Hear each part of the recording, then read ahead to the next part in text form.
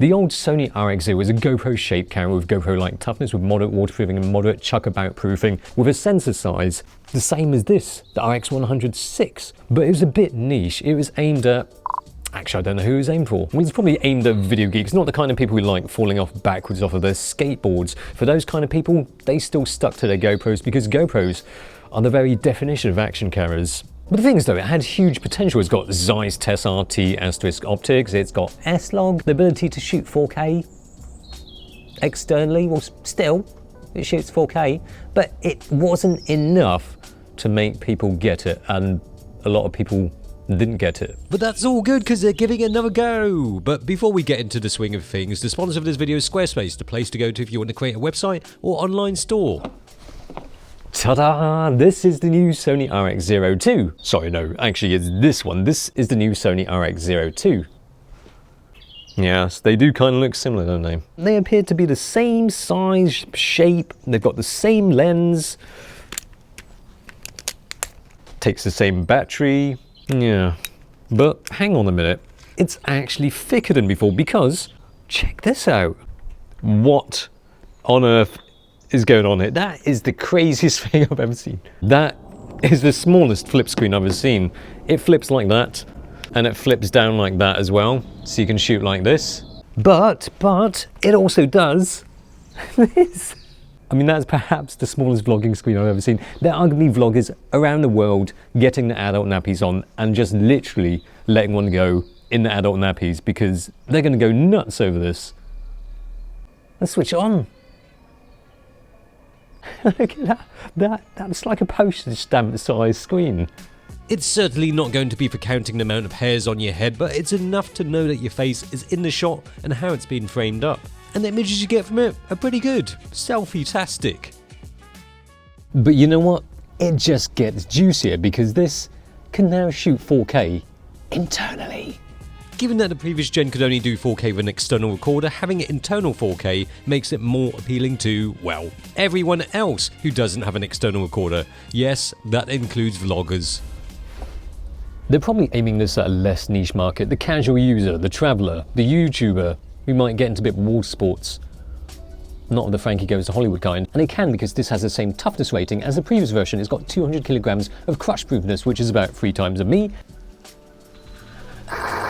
2 meters drop proofness and 10 meters of waterproofness.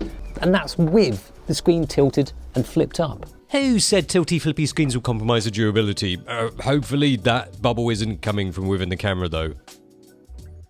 And as I mentioned before, it's a little bit thicker because of the tilty flippy screen. It's not a touch screen though, but it kind of makes sense on a screen this small. But otherwise, button layout, same amount of buttons, same ports.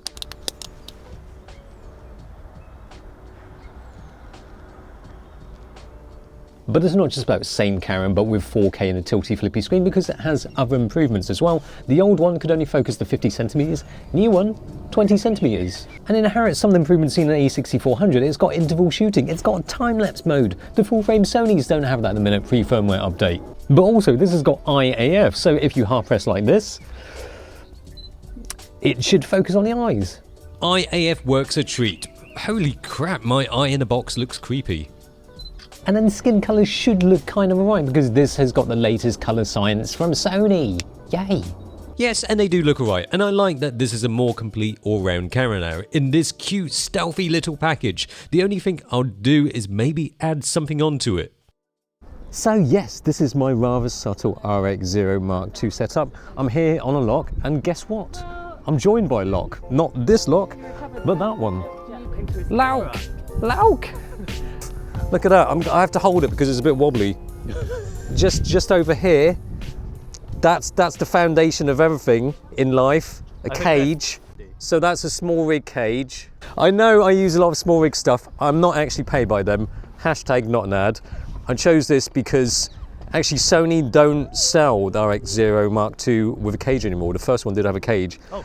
They've got rid of it because now it's a bit thicker and it's got a flippy screen. But the old cage technically works. Shh, don't tell anybody. But this small rig cage has got a filter thread, so you can put a filter on it. Because otherwise, if you're shooting S-Log, ISO 800, it's going to be too bright for everything. But yeah, up there we've got an arm and a light because, you know, small sensor, it's probably going to be not so good in low light. There we are on the other side. That's a mic, obviously. On this side, because of battery life, you can only shoot about 30 minutes of video. I've just beefed it up. Blind spot gear.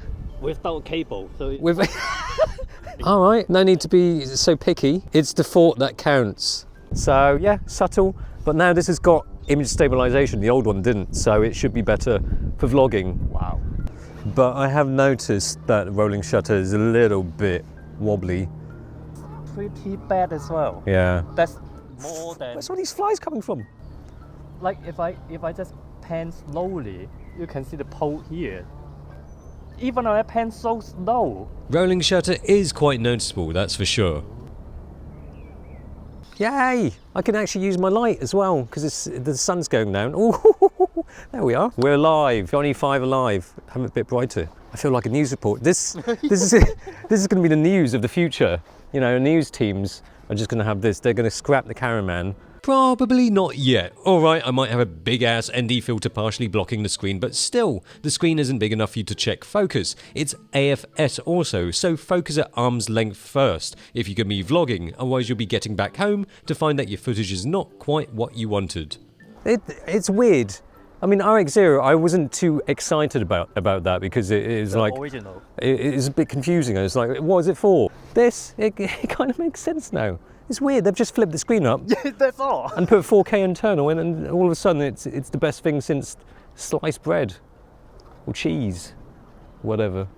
The thing is, it's got tally light as well, and that's especially useful, I think, given that now I can't really see half of the screen.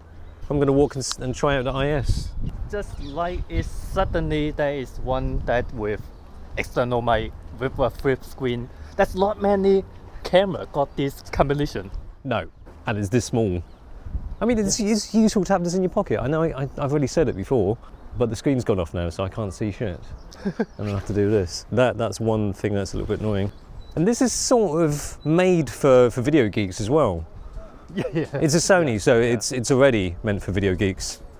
And if you're happy to call yourself a video geek, then you'll be happy to hear that there is far less rolling shutter in 1080p, which you can do up to 120 FPS.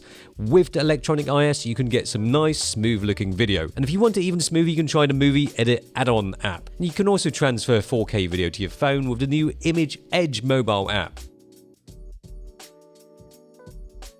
The Sony RX0 is a blend of upgrades that just make sense. The 4K, the IAF, but also weird and wild upgrades like this tilty flippy screen on a camera this small. Who would have thought it? But by doing so, they're surely going to make this appeal to a lot more people than the old RX0. I mean, this could be a great C camera, B camera, or even for vloggers to have this as their main vlogging camera. Essentially, it still does the same thing as before, it's just the manner in which it does it has changed. It's not perfect, but it's kinda hard to resist a camera with those capabilities that fit neatly into your pocket. Okay, and one final word about the sponsor of this video, Squarespace. It's a great place to go if you want to set up your own domain, website or online store. It's the place I go to because it's just so simple to use and easy to get going. With a plethora of templates to choose from with 16 new designer templates, award-winning 24/7 customer service, a simple way of transferring domain names over, Squarespace is ideal for those who want to create a personal website or for e-commerce. You can start a free trial today and you can get 10% off your first purchase with the code KAI.